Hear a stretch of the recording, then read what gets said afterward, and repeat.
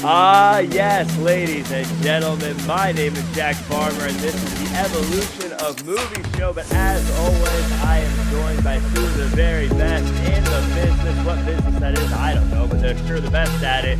Andy Rossi, James Shippey, how you guys doing today? Doing great. Just dealing with James's daddy schedule, up early again, recording one of these. Yes. It's brutal, fellas. Like I said, I was telling these guys, I got 3 hours of sleep last night, and they weren't in a row. So the voice is extra deep this morning. So. Yeah. Yeah, and it's one of those things for you, James, where it seems like that this happens again and again and again, and it's almost like it's just on repeat for you. But anyways, let's talk about the show today. What this show is, it's the Evolution of Movies. We call it the Evolution of Movies because what we do is we watch movies and we talk about them, but we always watch one movie that happened 1 year after the last movie we watched. So we started in 1990, went to 91, then 92. Now we're all the way in 2014. Next week is 2015. But for now, let's talk about 2014, a time when movie theaters were filled with hits like Interstellar, Birdman, and of course, A Million Ways to Die in the West. There it is. But we aren't talking about any of those. We're talking about Edge of Tomorrow, also known as Live, Die, Repeat. A movie IMDb breaks down as a soldier fighting aliens gets to relive the same day over and over again, the day restarting every time he dies. This movie got a 91% on Rotten Tomatoes, beating World War Z's previous high mark of 66%, and Safe House stays at the lowest with 53%. Attaboy. I saw this movie a while back. I really loved it. I'm a sucker for action movies, though. James, had you seen this movie before, and what did you think about it going in? Well, I'll say this. It's no Safe House. I love Safe House. I think it's just funny. I think it's a crime Safe House was rated that low, but it's funny. Yeah. It's funny to make fun of it. Yeah, no, that's good, man. I'm just glad we didn't chart Empire Records. Yeah, exactly, because that'd be one you can't live down. But we're not cruel here, Jack. So that's why we don't bring it up as much as we could. Yes. You're lucky Rex Manning was there. What if Rex Manning Day was a day you lived over and over again? Oh man. We'd make it a short film. We'd make it a short film. Let's call it that. Live, Die, Repeat. Yeah. Well, I think it's been clear that Andy's the resident Brad Pitt fan on this show. Guilty as charged. And let me just put it to you like this. My wife is well aware that there is one human being that I would leave her for. And that is Tom Cruise. Oh, Tom Cruise. Dolph Lundgren's close. Yes. 84 Dolph Lundgren. Yeah, well, I wouldn't have a you would just cheat with Dolph Lundgren. You wouldn't actually leave for him. You may not have a choice with 84 Dolph Lundgren. He might take you away from your spouse. That's the problem. Yes. If he dies, he dies. Jack, you may have to tell that story you always tell. I remember when I first met you about his audition with that, how he said if he dies, he dies. Yeah, everyone came in with, they had everyone lined up and they were all doing their auditions and everyone was doing the Ivan Drago is this big, mean, crazy, like, if he dies, he dies. And then Dolph Lundgren, instead of doing all that, he does the real quiet. If he dies, he dies. And it was like, ooh, that was scary. Where everyone else is trying to be scary, he actually was. And that's why he's a legend. Right. He's also like an astrophysicist or something. I think. Yeah. Oh, yeah. And a drummer and an actual karate champion. Why isn't Dolph Lundgren on the show? Why am I talking to you? Yes. And he's a fashion model and played professional football. Exactly. Probably could have boxed. Anyways, right. what are we about? Back to the movie, right? Yeah, exactly. The rabbit hole. Look, when this movie came out, it's funny because I hadn't looked at the numbers, but this movie didn't do as well as it was supposed to, quote unquote, I think initially in the box office, but critically it's one of those really highly rated films. So yeah, I saw it and I had high expectations. and it actually exceeded them, so, and it was fun to watch it again because I hadn't seen it. As much as I love this movie, I only saw it once. I saw it when it first came out, so this is my first time seeing it. And just anytime you see time loop films, they're fun because it's always about you trying to seeing how the characters figuring out things each time they get looped in. And one of the last really good ones that came out is Happy Death Day. If you guys have seen that, shout out to like a Halloween horror movie. But yeah, it's a great film. I loved it. Thank you, Andy. Yeah, it's one that I was wondering, was Groundhog Day the first one to do this, or is that just the most famous? That's got to be probably more the most famous, right? I don't know, The Andy. first What one do you I think? know of. Yeah, I mean, I loved Groundhog Day. Yeah. So Andy, you picked this movie. I loved this movie. James loved this movie. Why did you pick this one though? Well, for James, I needed to give him he's provided me, or actually no, Jack provided me with Brad Pitt. So I don't know why I wanted to help James out, but I figured we needed to do a Tom Cruise movie. And yeah, I remember I hadn't seen this since the theater as well, but I just remember it being super fun and actually funny. And Tom Cruise doesn't do a lot of, he's not known to be, hilarious, but he's pretty hilarious in this movie. But definitely super action packed. And Doug Liman's the director. He's one of my favorites. So I just felt like it was a no-brainer.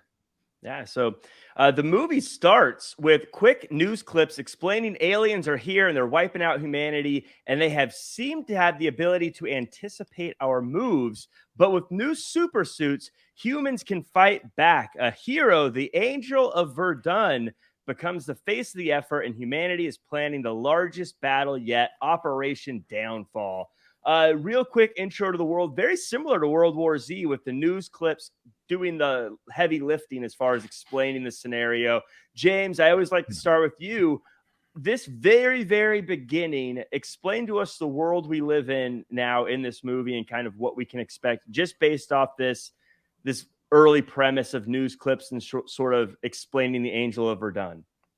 Yeah, I think another movie that did this most recently and they really caught me was like a movie like Bird Box, right? So you think of all these different kind of movies when there's like an invasion of something or like the world is kind of in chaos and knocked apart. What you do to save time is you show clips, like I said, news clippings, radio and stuff, because that puts us all in the world that, oh, things are really bad. And the great thing about like Edge of Tomorrow and World War Z is they don't waste any time. Like that's the thing I think we notice about both of these movies. These are like 2-hour films, but they don't almost feel like it. They're just moving so fast at a fast pace. And the ironic thing is that they both went through a number of revisions. So this movie, while they were shooting, they were going through a lot of revisions, which you wouldn't know because it's still such a smooth film. So I just thought that was pretty interesting.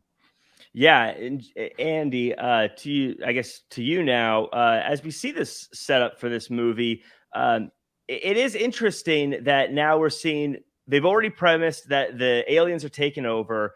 They've got this weird power to sort of anticipate us, but hey, we've got these super suits. I find what's interesting though is really the super suits have very little to do with this movie. Yeah, they really don't do too much. I mean, obviously we see everybody training in them, but it is funny how no one really gets any training. Like they just throw Cruise right into it and they're like, good luck, buddy. But I thought it was interesting, like the beginning of the movie. For one, we see Brendan Gleeson again, who is just in Safe House. And I wrote in my notes, we have vulnerable Cruise.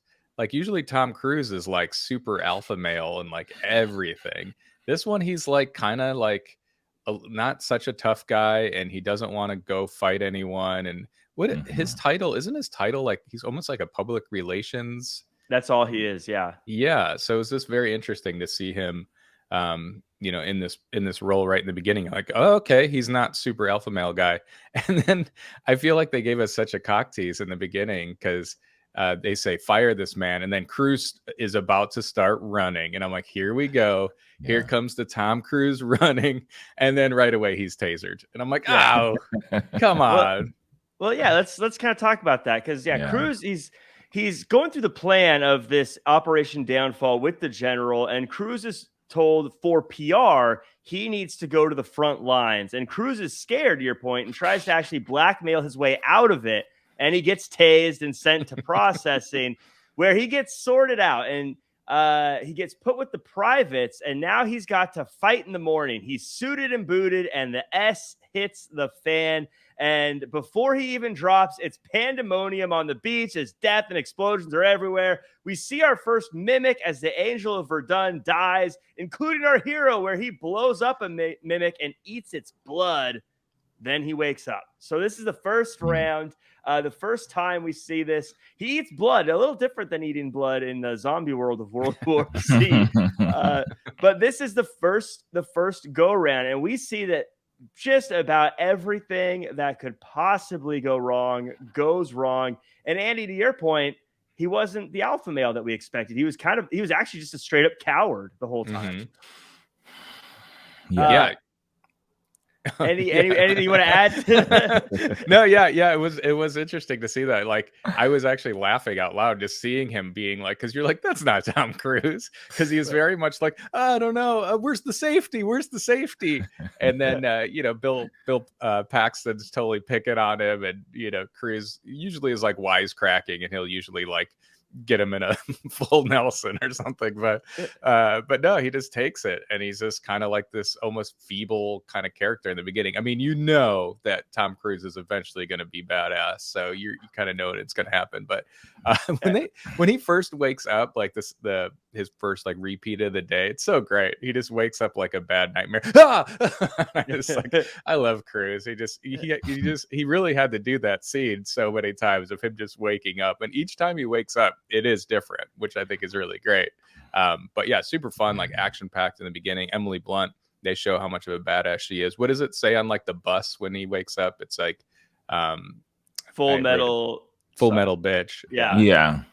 So she's holding that big great saber or big Supaku sword or whatever that is. The characters in this are all fantastic. As you mentioned, Bill Paxton is, I guess, like the drill sergeant, the J Squad that he's with. They all got these great characters. Yeah. Now, James, I've got to send this one to you because I know Tom Cruise is your guy. He was kind of a coward in this one at the beginning, but for as good of an actor as he is, there were times like, this dude's a badass. Come on. Yeah. He's holding out on and how about that hairline? His hair is amazing. Just incredible. But never out of place. There were times when he's first talking to that drill sergeant, they're like, you're gonna go to the front lines. He's like, listen, this has been a misunderstanding. Blah, blah. Like, you sure don't sound like someone who's terrified. You sound like you're about to regulate on this dude. James, tell us about J Squad and his first go round. Yeah, I thought, and as you said, Brendan Gleeson, when you see him in a movie, he's not going to play like some nice guy that doesn't have a backbone. He's got a little edge to him. He's a scary kind of guy, like without like raising his voice and stuff, like Dolph Lundgren. Yeah, he's like Dolph Lundgren. Exactly. He's just sexier. He's definitely got that, like, he's going to make life difficult for everybody. Yes, something about him. Exactly. Even if it's very easy, he's going to be that guy that goes, no, we're going to go the hard way. Yeah. Exactly. And he's going to be that character that is going to make it so you have to go the hard way, whatever he says. Yes. He's just got that, like, no. Okay. Yeah. Okay. You're going to the front line. Yeah, you go to the front line. And I don't know if you guys caught, because I was watching this last night. But I thought it was kind of interesting because obviously Tom Cruise is playing an American, but he's not like, this isn't set in America, basically, right? So initially you also have that he's a little bit of a fish out of water initially, just I guess maybe not completely culturally, but he's he's in another country, and when it comes to like hierarchy, because we're in war, Brendan Gleeson is like, he's the boss of Tom Cruise. And as you said, I actually think I almost forgot how much of a different kind of character it was for him initially. And I thought that was a pleasant surprise because I didn't read too much up on the film. So when he comes out and he's like afraid, I was like, oh, I've never seen him be afraid. He's normally like, first guy, hand me a weapon. I'll show you how to do this. And, when they put him out there, and of course, in times like these, and that's why we hope there's never a true apocalypse. Yes, they would have like regular people have to go into the military like us that have never held a gun. And I've played paintball enough to know I am dead if I go to battle. I have no chance. Make me a cook, okay? Yeah. Let me do something. I'll be the like MC. That. I'll tell people where they need to go. All right, everybody. There's battle today is going to be over here. If we could get everybody in this area over to this area, right? Good morning, Vietnam. Yeah, exactly. Play some dance music. Nice. But yeah, I thought, as you said, it's so kind of shocking how quick the people around him died. And they keep showing a repeat of like the big guy. He's like, oh, we just landed. And then like a plane lands on top of this poor guy.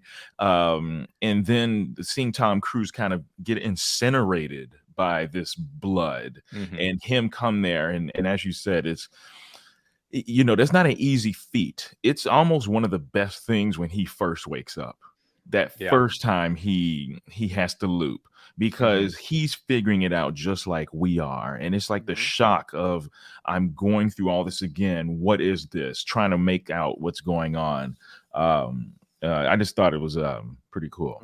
Yeah, and literally everything that could have gone wrong the first loop went wrong. But I noticed this time, like even to the point of the J Squad getting caught playing cards, that Cruise can't figure out his safety. The plane blows up. He falls and lands on his face. Everybody dies. Angela Verdun dies. He gets blood on him and burns.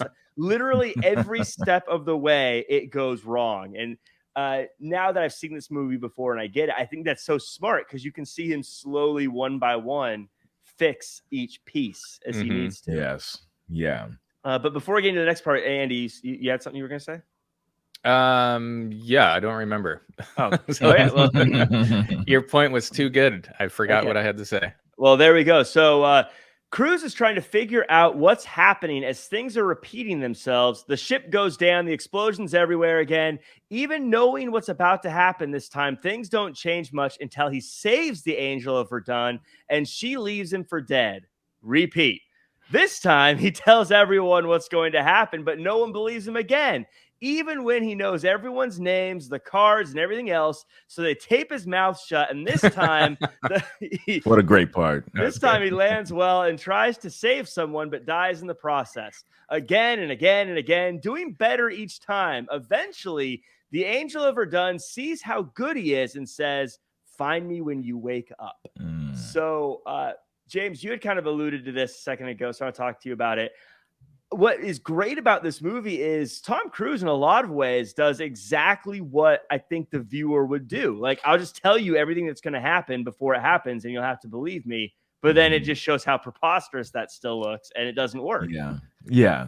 Yeah, it's a great thing. And as he's saying, he's like, just tell him everything. Don't hold out. And then when they tape his mouth shut, I think it's so brilliant, because that's probably what you would do. You'd be like, this crazy mother, of course, talking all this nonsense, getting us all scared. Tape his mouth. Yeah. And because he's set up in a way that you're not going to believe him, because they got those orders that he was a deserter, right? Yeah, exactly. And so everyone's like, okay, this guy's a con man. I'm not going to listen to him. Which is crazy. And I'll just go back. It's such a good about face or different, because he's like, oh, well, I did ROTC in high school, but I like majored in PR at this college, like what you wouldn't think. Like I said, you think everyone that's, in the military or this and that, you assume that they're like highly decorated, but he's just kind of like I said, he's just kind of a front man. So I think that's just funny. And they didn't even even when they did the deserter thing, he didn't do what they promised him. They said he was gonna have like a camera crew and all that. So, which I thought was funny. I thought that they did that because he tried to run, and so it's like this time, no, you're not gonna get all those things. Like, no, of course. But I have a question. I want to mention something, and Andy, maybe you could talk to this. Is how big of a bummer would it be to have to do like PT and work out all the time, knowing that it's not going to count because it's going to start over tomorrow anyways? Oh, wow. Yeah. That's all you're working out isn't going to actually help. It's just a waste of time. It doesn't matter at all. Yeah. No, just super frustrating. So he's got to wake up. And by the way, not to jump ahead, this must have taken him like 3 years to get like this far. It's a big battle for him in to his like time. figure it all out. Like it reminded me a lot of like Saving Private Ryan, that battle scene where it's this madness in the beginning. And I can't even imagine. I would need to wake up 7,000 times to be like, all right, Yeah. there's a lot of things going on here. Like to take all that in, and he's able to like navigate it eventually. But I do gotta say, the part where he meets Emily Blunt, I think that's like kind of almost like a turning point of the movie, because you're finally like seeing some kind of like way for him to help out what's happening. Like, why does he keep live, die, and repeat? And then when she says, "Find me when you wake up," I thought that was so cool, because you're like, okay, she's knows something. So then as a viewer, you're kind of like, okay, cool. It's not just going to be him just keep repeating over and over. There's got to be some kind of way for him to, surpass what they're doing. Yeah, that was, go ahead. No, go ahead, Jake.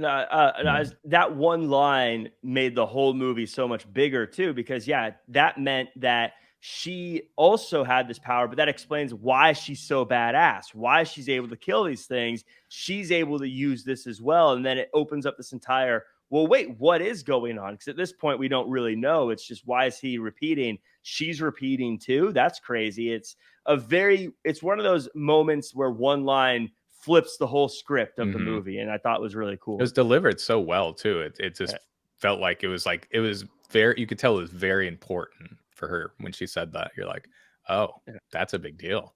Thanks, Emily. Appreciate you. Thank you, Emily. Appreciate that. But James, you had a point. Yeah, no, that was and let's just shout out to Emily Blunt. I think this is my first time. I don't know, was this her first action role? I'm assuming she was in Looper.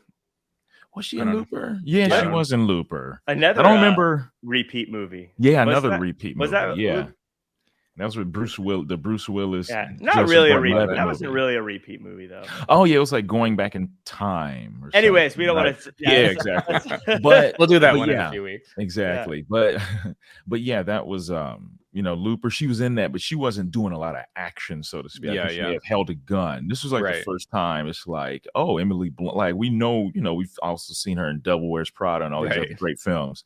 But at this point, I was like, oh, like she can play a badass, like, and very convincing too. So as you said, when she says, "Find me when you wake up," I mean, that's just like the chemistry between her and Tom Cruise is great too. And then we see that's kind of like maybe the B or C story of the film is like their budding relationship and what it's leading to, because what are they fighting for more than just like stopping the war? Because once again, like in these big films, you always need to be grounded in something. Last week when we did World War Z, although he's trying to save the country, he's also trying to save his family. He's trying to save the world. Geez. Yeah, excuse me. Yeah, the world.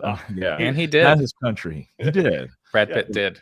He did. Of course he did. But grounding us there. So we see like a relationship forming between them. And then an iconic scene when she's doing, I don't know, what is she doing on the ground? It's like some weird plank thing. Yeah, some weird plank, but that's kind of a set piece. You always see that. And it lets you know just from her doing that move on the ground, she's a badass.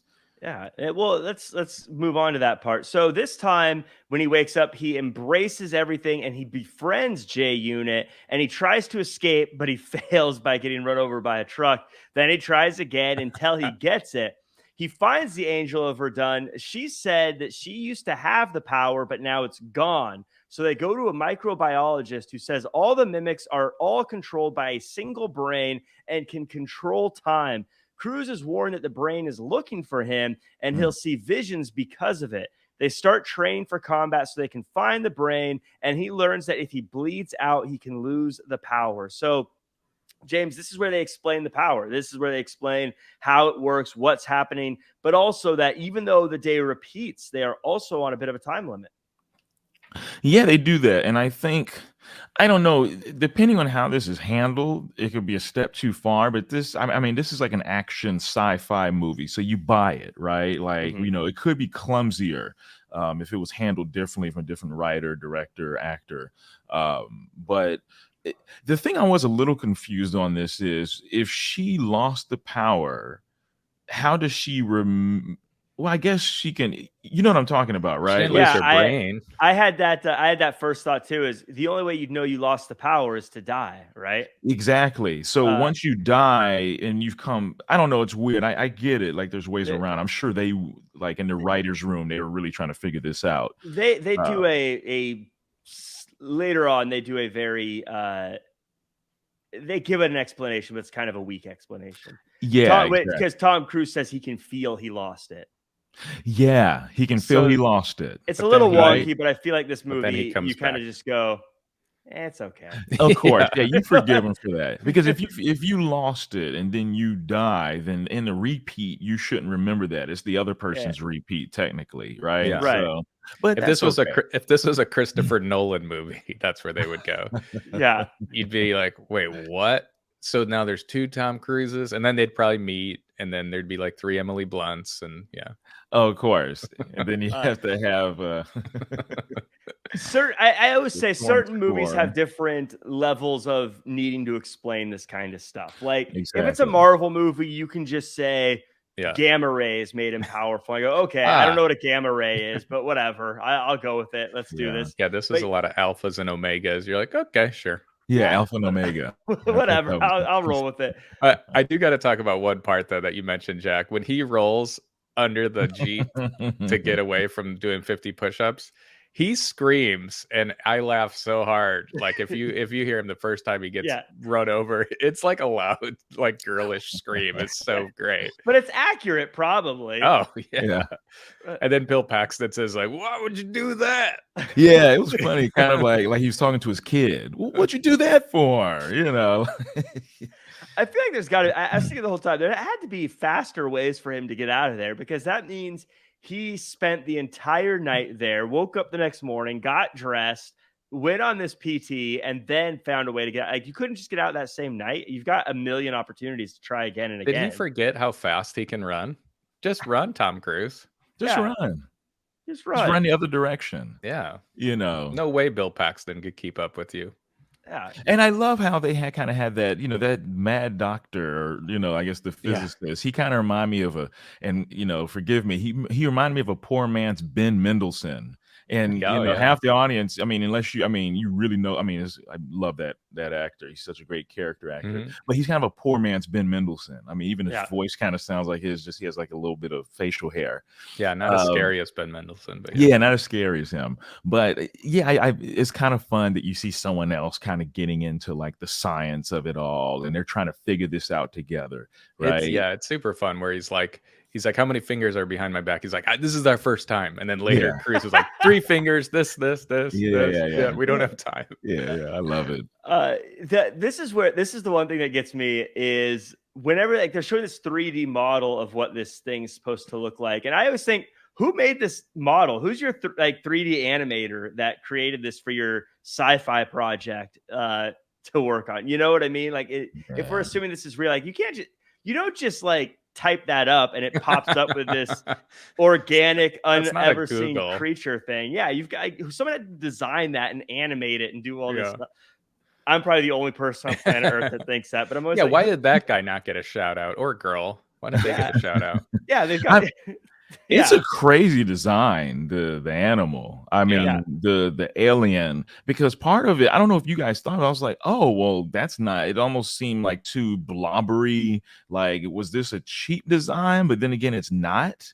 But it's not what you think, because it's like, so I don't know what films it reminds me of. It's kind of alien-esque.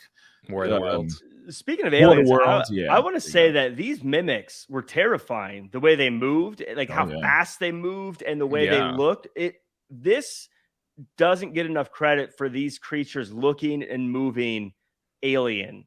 Because so many times we see an alien, but it looks like, if you like classic aliens, like they've got 2 legs, 2 arms, a head. You know, they're still built somewhat human-like, or something like a creature of Earth. But the mimics, like the main ones that are on the beach, those just look like weirdness, and they move so fast. And they come up from the ground. Like, that's just so scary. Like, it's very horror-like, especially when you first see them, like coming up from the sand. very non-Earth. It doesn't feel Yeah. like Earth, which I think this movie should get more credit for, because they did not feel, they definitely felt alien. I just thought of this. You know how those things are so terrifying and they kill everybody very quickly. I just thought it was funny that Emily Blunt and Tom Cruise rarely have a helmet on. Yeah. Like everybody's wearing helmets, and then later Cruise says something like, "It's not practical." I'm like, "It's not practical. These guys are literally like eating people's heads." Yeah. I think helmets are one of the few safety things everyone agrees is pretty practical. Yeah. Makes Yeah. sense. So he has his first vision, and it's of a dam, and now they're figuring out how to get there. And we get the downfall battle again and again and again, as Tom seems to be getting feelings for Rita. Cruz goes to grab a drink, and he finds that the mimics eventually come to London and kill everybody. This causes Cruz to double down his efforts, and he becomes a killing machine. They steal a van and drive to the brain, stopping at a house with a helicopter, but we find out that this is as far as Rita goes. No matter what, she always dies. So a lot of things happen here that were very like digging into the emotions of who Tom Cruise is in this movie, where again, he's starting to get feelings for Rita, but also that day, I call it his day off, where he goes to grab a drink instead. And he sees that even, like, once that battle fails, they don't stop there. They come for London and they kill everybody. So now he knows this isn't just about the Operation Downfall. This is planet Earth. This is everybody. Mhm. Andy, let's start with you, and you can sort of talk about the feelings for Rita and how there's no hope for her in this one, or London, wherever you want to go. The Yeah, choice is yours. Ooh, okay. Well, I have two things on this scene. For one, there's a checklist of Tom Cruise things that has to happen in a movie. His hair has to look great. He has to run. Another thing, he has to ride a motorcycle. So I was super excited when he rides the motorcycle into London. I'm like, there it is. He wasn't shirtless in this movie, though, so I never got to check that box, unfortunately. But I'm sure he wanted to be around Emily Blunt. And I wanted to talk about that scene with her and him, when he tells her this is as far as you go. So far she's listened to him about everything. Like, she's accepted his story. They've gotten along. They got through this battle. She's understood everything he's coming from. They've talked to the mad scientist guy. She's on board.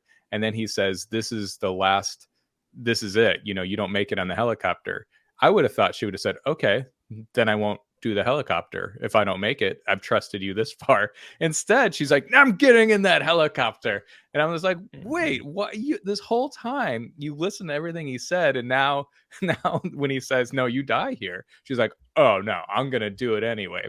So I was kind of mad at Emily Blunt a little bit there. I'm like, you know what? You know, he's been helping you out this whole time, and then you go ahead and, you know, jump in the helicopter, and then, you know, craziness ensues. And then that's when you kind of really feel for Tom Cruise, because you're like, or William Cage, I think is his name in it, right? He's Tom Cruise. Bill Cage. Yeah. Such a cool name. I will not call him anything else. Yeah, right. But you kind of feel for him there when she does get in the helicopter. It's kind of like, I think that's a big turning point, because it's almost been sort of fun for us as a viewer to keep seeing him wake up, and he's even every time he wakes up. Now, after, you know, she crashes the helicopter, now it's like, I think we're at our all is lost moment, because his next time he does live, die, repeat, he gets up, and it's a little bit more what would be the word, sad, I guess. You know, you're just kind of like defeated, and it's like, you know, shit, you know. So it's kind of like, what's going to happen next? Now we really don't know. So it is strange she doesn't listen, because even from a logic standpoint, if you understand his power, you would say, okay, well, it doesn't make sense for me to go with you then, because I'm just going to be a liability at this point. Like, I'll go back to the base, or I'll go find something else I can do. It doesn't even make sense to keep going if you're her, knowing no matter what you die at that point. So that was kind of a weird thing. Also, was it just me, or did it feel a little creepy in the farmhouse that he kind of knew everything she liked, and I don't know, it just felt a little weird. Like, he's coming on a little strong. Him using all of the things that he knows about her, but she doesn't know she's told him these things yet. Your brother was in the arcade. Your middle name's Peyton. It's like, all right, creepo. Like, it was a little weird to me. I was like, lay off the gas a bit. Yeah, Tom Cruise, you're charming, but Come on, play it Save cool a little bit. You know? Hold on, Mr. Cruz. Let me come in and defend your honor, sir. Now the world is ending, folks. We ain't got time to be, coy with it. Okay, Yeah. I'm surprised he didn't come on stronger. Okay? Yeah, his shirt Like was have a still on. You're mattress right. already to the side. Be like, oh, why don't we just, Latin Tom, nap, little Tom, are you Latin nap. taking your shirt off? Mhm. Yep. World's ending. Probably the most unbelievable part of this, by the way, was that he told her to disconnect the trailer. She didn't, and he never once said, "I told you to disconnect the trailer." Yeah, he never did Mhm. that, which was funny. I thought it was That would have funny. been. I would have said like every time. I'd be like, every time I tell you. Well, to normally disconnect he the would trailer." do that, and he'd be yelling, "I told you to disconnect the trailer," and she's like, "I didn't. I forgot." And then they'd be arguing while he's like killing the alien. Yeah. Yeah, I thought that was nice. Because it's funny when they have that van and the trailer behind it, even the way the camera's moving. Normally the camera's moving like that when someone's like in a muscle car and they're doing Yeah. stuff like Fast and Furious turns, but just with this old ass van, which I thought was kind of fun, Yeah. Yeah. So this time after he wakes up, he decides to go it alone without Rita, though she would die anyways in the battle on the beach. I thought that was kind of interesting. He's like, no, she'll die if she goes with me. I'm gonna go it alone. But if he leaves her, she's gonna die in on the beach. So what's the point? But anyways, he makes it all the way to the dam. When battling the mimics, they try to drain the blood and not kill him. It was a trap. The Omega isn't there. They realize they need a transponder and now sneak back into the general's office and tell him everything that's going to happen. And they get the transponder. He sticks his leg with it and finds out that the Omega is in the city of romance. But before they leave, they're in a car accident, and our boy Tom bleeds out. So this is where we basically find out that it was a trick. We find out that basically all the cards are on the table, and now Tom's not going to get to come back if he dies again. The stakes are through the roof, Andy. Yeah, these scenes are so great. Like I said, this movie is funny. Like I didn't realize that it was comical. But their choreography when they sneak into that building is just so funny. Like Tom Cruise is being like 1, 2, 3, like very serious Tom Cruise. 1, 2, 3, spin, go in the elevator, go in the bathroom, move around this guy. Like it was so great. I'm just like, how many times has he done this? A lot. Yeah, and it takes him a whole day every time, by the way, because again, he spends the night and he has to roll under the thing. So that's why I said this had to have been like 7 years for him to do this, like to get this, to get that good at it. Tom Cruise. Oh, it took 12 days. It would have taken us 7 to 10 years. Oh my God, I'd still be there. Yeah, right. That part, the choreography was great. And the alien brain would be like, Jack, just hurry up and figure this out. Jeez, I got things to We don't do. have all day. The Come alien on. brain would quit because they would get bored trying to find me because I'd never leave the base. Jack just tries to just get to know everybody on the base.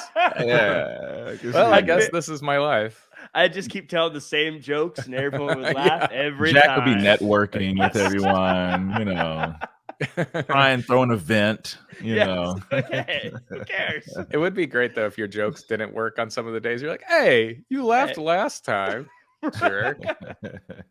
That's how you know the power doesn't work, is when people stop laughing at your same joke. Yep. Mm-hmm.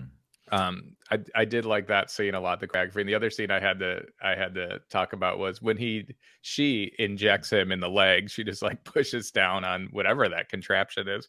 His eyes turn transponder. The transponder. His eyes. He looks like a little cartoon or something with his eyes. I don't know why it just made me laugh. Weird. Yeah, it was super weird. This was now I know we said that this movie gets away with a lot of stuff. By the way, this was the scene where he says that he could feel it, that he didn't have the power anymore. Mm-hmm. This was, and I know we said this movie gets away with a lot of stuff and you just sort of roll with the punches. I know this seems like a silly thing to get hung up on, but the transponder to me felt a little, I always call it magic in movies where you just kind of magic up a way to get out of a situation. And the transponder felt a little bit like we have this contraption that will do exactly the one thing we need to do. And to me, I felt like a little bit of a cop out. A transponder It will wasn't that find cool them. looking either. Like why didn't they do that in the beginning with Emily Blunt? Why did they, before she lost her power, they had this thing that worked. Why didn't they use it? Yeah, I don't know. Yeah, it's looking it up because I always get this thing. What they would probably call this in filmmaking and writing a MacGuffin, right? Right, Yeah, Andy. I mean, it doesn't come right away, but yeah, like you have this You had item. this the whole time? You have this extra pair of item gloves? that'll solve the problems. And I don't even know if I remember how. Like I said, when I was watching, I was half sleep when I It was gave him a watching it. vision of where the brain is. That's basically what this thing's for. Yeah. Right. Which But is why I said, why how? didn't they just, because the mad scientist is the one that made it originally. You're so right. why didn't he just right. when him and Emily, like Emily Blunt was there with the power, he was there, and the transponder was there, and they're like, no, we'll just wait until some other time in the future to use this. Yeah, and I hear you. Or I think the version he had was a prototype or something, because basically the transponder is inside Brendan Gleeson's safe, right? Right. He has that in there, not like money or I don't know. But that's a great scene. I wanted to say the scene with Brendan Gleeson, another kind of comical, funny scene, especially at this point, because Tom Cruise has been there and done that. So it's good to kind of see him now match wits or go above Brendan Gleeson this time. Because the first time Brendan Gleeson was like walking all over him and just way ahead of him, right? And like had like the power dynamic was like nowhere near each other. But at this time, Tom Cruise is like, okay, when you get that phone call, just go and tell him this, tell him that. Okay, tell your secretary everything's fine, and all this kind of stuff. And it was just great because Brendan Gleeson's like figuring it out. And it was like the same day for Brendan Gleeson, wasn't it? Yeah, it's the same day. It's like, yeah. Wait a minute. You're different. Yeah, which is kind of shocking too, because you almost forget that this all happens in one day. Because he's like, I didn't think that when I sent you off this morning, I would see you again. and that was a great line, by the way, too, when they do get the transponder, and then Emily Blunt says, okay, what next? And he says, I don't know. I've never made it this far. And that also says now that the repeat is done. And now he's as far as he's ever gone. Now we know everything he does from this point on is going to be very high stakes, because it's all even. Like I said before, all the cards are on the table now, right? Yes, and if he dies, he dies, right? Like that's kind of the we'll thing. See. Yeah. That's where I get confused. Yeah. So I mean, let's I guess talk about it as we wrap it up. The duo doesn't have the power anymore and escapes the hospital. Cruise convinces his J squad to go to Paris. Like always, the ship gets shot up and the drop down doesn't go well. The team is in shambles as they race towards the Louvre in a downed aircraft with all the mimics chasing them. They fight their way down to the garage. Emily Blunt distracts the Alpha, and Tom Cruise goes to the Omega. He drops grenades, and letting the alien count the pins, he blows it up, and all the mimics die. Cruise wakes up, this time on a helicopter, and all the mimics are basically dead. He goes back to the same day, but now they're going to win. He goes to meet the Angel of Verdun. She doesn't know him, but oh boy, will she ever. This ending, I felt like it did what it was supposed to. I'll be honest, felt like a little bit of a cop-out, though. Like Jack, you just went falsetto. Please continue your thing, but I didn't know you could go up that high. I couldn't if I want to, but you kind of went falsetto. Like Tom Cruise getting run over by a truck. Yeah. I can make it happen. I feel like this is a weird movie for me, a weird ending for me, because I feel like it did everything I wanted it to do. It delivered everything, but it also at the same time felt like a cop-out because he repeated, but he repeated to the wrong spot. But what he did still counted. Andy, am I like, where do you sit with this? Oh no, I'm still confused. I don't know. Did I miss something? How did he repeat? I don't understand how that even happened. Did he have some more juice? Yeah, he got more alien juice in him. When he got blown up? Saucy. Yeah, he's got okay, I'm sorry. He got more alien juice in him. Yeah, when the thing was blowing up, because it's like, as everything's blowing to pieces, it's like, oh well, we'll give a little bit more of ourselves to you. Good job.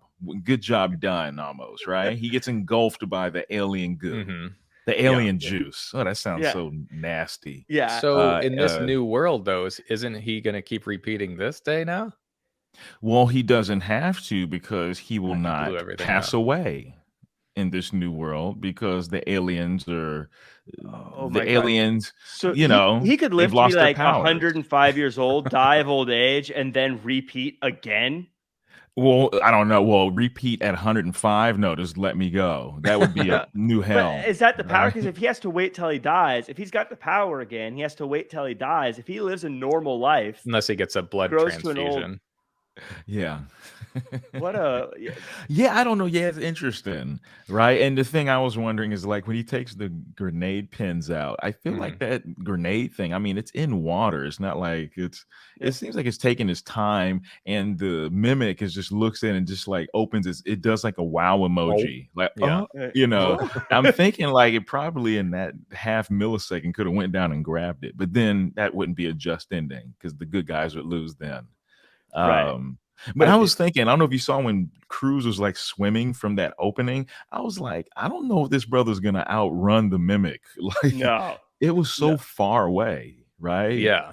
Yeah. Yeah, But I he's was Tom thinking Cruise. it didn't look like that should have worked, but that was a moment I go, okay, whatever, I'll let it pass. But I guess the ending, I don't know, the way that it repeated, but it was repeating but not repeat, felt like a little half measure there. The action was fun in the end, but it felt like a little bit of a half measure to close things up there. Were all those was the J Squad now everybody was alive? I believe. Yeah, they were all alive again. It's almost like it's when he got the alien goo engulfed in him, he goes back to the moment before everything happened, and now he decorated again. But now he's a different man. But right? he didn't. He went back, but no one else. Like certain things counted, but other things didn't. Yeah, you know what I mean. That's what's weird about it to me is that because if he started over, the brain should be alive again. Oh, it was. Well, no, because they said the mimics were all basically dying off at that point, or they couldn't fight. Well, you know easy what? to beat. Yeah, it said they're easy to beat. I know what you mean. So when I heard that, I didn't know if I thought, but I know it's weird because it's like, well, they're easy to beat, but it doesn't add up because when he kills the brain, everything else basically like loses its power. Specifically, it's almost like they're not powered anymore, right? Yeah. Like they have a thing that's powering them. So in the repeat or when they come back in the news, they're not like, oh, the things all just drop dead. It's just, oh, they're they don't have they're easier to defeat. So I know what you mean, those questions, but yeah, you just go with it because now Tom Cruise he's gonna win. Well, the bummer of all of it though is Tom Cruise is not going to get any of the credit. That's what I was thinking too. They're just like, oh yeah, something like a crazy happened. guy. Like, this is what I did. They'll be like, okay, okay, sure, okay, buddy. Mr. PR man. Yeah, right. Mr. Never did ROTC and then went into couldn't even PR. figure out the safety. Okay. That part was so funny with the safety. Yeah. Where's the safety? And no one would tell him. Oh, and then wasn't it like in a different language? Like it was in Spanish or French first that he just started pressing buttons. Because we've all done that where you accidentally change the language on a piece of tech and then you can't figure out how to get back to where that is. Oh yeah, it's the worst. Especially because it always happens if you're in a rush, right? Yes. Not like if you're, But I don't know. I thought it was pretty, I guess, just, or I bought it. It was good to see him now decorated again, and now him kind of seeing the world differently, but now not being seen the same by those people because he was always being disrespected. Now he's coming back with a renewed sensibility, which I think, any of these time loop films, it's kind of wish fulfillment type stuff. I mean, maybe not an actual thing, but what's the thing people always talk about with time, or if something happens, oh, if I could redo that moment, how would I go about it? I think that's why these kind of films always resonate. I know it's more of like an end of the podcast kind of statement, but that's where we are. So yeah, we are. Right? So we've all where you are. I'm not done yet. I can go another 30 minutes, pal. we all have had that moment in the shower where like, I wish I said that early, like in that argument earlier. We all win arguments in the shower because we can play it through in our head a million times. But then when you're in real life, you can't. So that's what I always think about with these movies. Like, oh, I'm going to beat that person in an argument next time of course. this comes around. I'll get him next time. The practicing in the mirror, or when you're driving, you're having a conversation with the person. I mean, all my critiques about the end aside, this was a fun movie. It was a fun go around. Nothing in it was less believable than Brad Pitt surviving a plane crash, but it was all, it was a fun movie. Like I said, the end, that aside, I think it wasn't enough to turn me off to the movie. Before we do the final wrap ups, any final thoughts from you guys on this one? Well, I'm just looking at my Tom Cruise checklist, and Tom Cruise laugh was checked off because he does a beautiful Tom Cruise laugh at the end when he sees Emily Blunt. And I think that's what I'm thinking about the most, is what happens after that moment. I'd love it. Now, does Tom Cruise like want to carry on a relationship with her and tell her everything, or does he just laugh and just go about his life and she's just there doing weird planks? I don't know. What a weird scenario too, because he's probably like, oh, you like 3 sugars in your coffee, don't you? Yeah. He's like, I've never met you. Yeah. Get out of here, you creep. Yeah.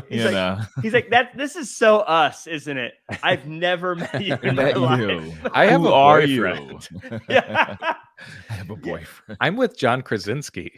The director of A Quiet Place 2 and 1. So good times. Now, Andy, I already know how you're going to do this one, but let's Kevin. I don't think Bacon you do. Really? I got no clue. I could do it in 2. Really? Okay. I'm going a fun route this time. I'm okay. curious what you were gonna say, because I thought this one was. I thought I was thinking outside the box on this one. Oh, I know what you're gonna say. I don't think you guys do. I think I'm gonna surprise y'all. Go ahead. All right. I just said y'all. I never say that. Anyways, howdy. Houston Chippy's rubbing up. Oh yeah. That's one of my go-to words. So Tom Cruise was in an awesome movie back in the early 80s with a bunch of other studs like Rob Lowe, Patrick Swayze, called The Outsiders. You are going The different than I was going. The Outsiders. Right. One of the biggest hunks in The Outsiders was actually Matt Dillon at the time. Yeah. Matt Dillon was in Wild Things with Kevin Bacon. Oh, you did go a fun route. I like that one. Nicely done, Andrew Rossi. Wow. What were you guys gonna say? I was gonna say Tom Cruise was in an Interview with the Vampire with Brad Pitt. That's what I was gonna say. And then at that point, I was gonna say Brad Pitt in? Sleepers. And then it was just gonna be a slam dunk from there. But you had some finesse. I like that. By the way, bonus points for a Matt Dillon shout out. That's what I'm saying. Like, you wouldn't expect that. That's throwing us for a loop. There you go. Nice. And probably when I said that, you're like, wait, Kevin Bacon was in Something About Mary? He would have been good in that movie too. Yeah, I was hoping you'd find a way to loop in Johnny Drama somehow, but nice. That does it. Victory. That does it for this week. But next week we're going to 2015 with James. Your pick. What are we watching? What are we watching? I have it here if you need help. Tom Hardy. Yeah, no, thank you. Yeah, Tom Hardy, another hunk. Right, all these hunks. We should call this the Hunks podcast. Yeah, that might have been season 2. Chunk of movie hunk. Evolution of hunk movies. Chunk of hunks. Yes, Tom Hardy. And Charlize Theron. And Charlize Theron. Yeah, her. Yeah, that dog. Yeah. Oh yeah, her. That dog. Yes, Charlize Theron. Furiosa. What a badass, man. Mad Max Fury Road, which some critics, a lot of critics have deemed one of the best action films of all time, right? I think that's what people have said. You know, I loved this movie. I am so excited. I haven't watched it since theaters. I'm so excited to watch it again. Yeah. And look, just to full honesty, I fell asleep in this movie. I think we see a live, die, repeat. I fall asleep in everything. Every movie. I know, I do. Are you taking like NyQuil before you watch every movie? I'm taking like a Dramamine every time I go to the theater. A quick shot of NyQuil. All right, let's put this movie on. If you didn't fall asleep, I'd be worried. Yeah, exactly. So, but I hate when I fall asleep during good movies like this. So I'm looking forward to seeing it again. This is, I love, the Mad Max franchise in general. Great apocalypse, another kind of apocalyptic end of the world type stuff. But this is like the aftermath of what a world would be when things go badly. So. Yeah. Before I move on from that, and I'll probably say it again, but I loved in the trailer when they're I remember back in the day, they're showing all this stuff and you can tell it's going to be a remake of Mad Max, but the trailer would end with, "What's your name?" And he would just like look over at her and the viewer would imply it's Mad Max. Yeah. That was a great moment. It was a cool thing, but I just remember the guitar player. Anyway, we'll get to it next week. We'll get to that. 2016, we're going to shift things a little bit and we're going to watch Sausage Party. It's gonna be the first cartoon we've reviewed. I've never seen it, so I picked it. I'm taking a risk here. I've already got a few shots against me, so we'll see how it goes. Might as well go out the blaze of glory. But we're getting pretty close to the end of the decade or the end of catching up with time, I should say. Andy, 2017. I'm excited about this one, especially we're right around Halloween, so this is kind of a thriller. 2017, this movie to me was like my favorite movie of the year by far. It just like exceeded every expectation I had. And we're going to watch Get Out. Ooh, yes. Oh, nice. Jordan Peele. Yes. Nice. That would be a fun one. That was his first movie directed. That's correct. And it was crazy because he was like off Key and Peele, and then all of a sudden he's like, I'm going to do these like really amazing like horror films. It's like, what? We'll talk about it, but in retrospect, you look back at Key and Peele, and you can tell the creepy ones were probably his ideas. Because there are some of those. There's some weird ones, There are some weird ones. Now looking back, I'm like, I see. It was probably the one making those. Laying the groundwork, right? But that does it for us. Before we go, James Shippey, where can the world find you online and all the cool things you're working on? Yeah, you can find me at Shippy2 on Twitter and at JeShippy2 on IG. Yep, and you can find me at Real Jack Farmer across all social media. Andy, I want you to tell the world where they can find you online, as well as where they can find the amazing movie you just finished putting that together with both these two studs in it as well. And all the different places they can see it and support it, is it's now making the festival tour. Attaboy. Yeah. Check out at Dead Body Movie on Instagram. I believe we have a Facebook, but is anybody on Facebook anymore? But my mom is. Just my mom, check it out. Crazy relatives. But yeah, no, we're going to be coming up here. We're going to be at the Soho Film Fest, LA Film Fest, and Studio City. So pretty psyched. So yeah, check out at Dead Body Movie. You'll see Jack. You'll see James. You'll see myself. Yeah. I've got one of us that gets one line. Guess who? But you're the prettiest. I got the best scene because I'm with the characters that's in my scene. So But is there a place? It's a very memorable scene. Is there a place they can support online? Can they watch any of these? The viewers, can they watch any of these things online? Or are there any online viewers and things like that?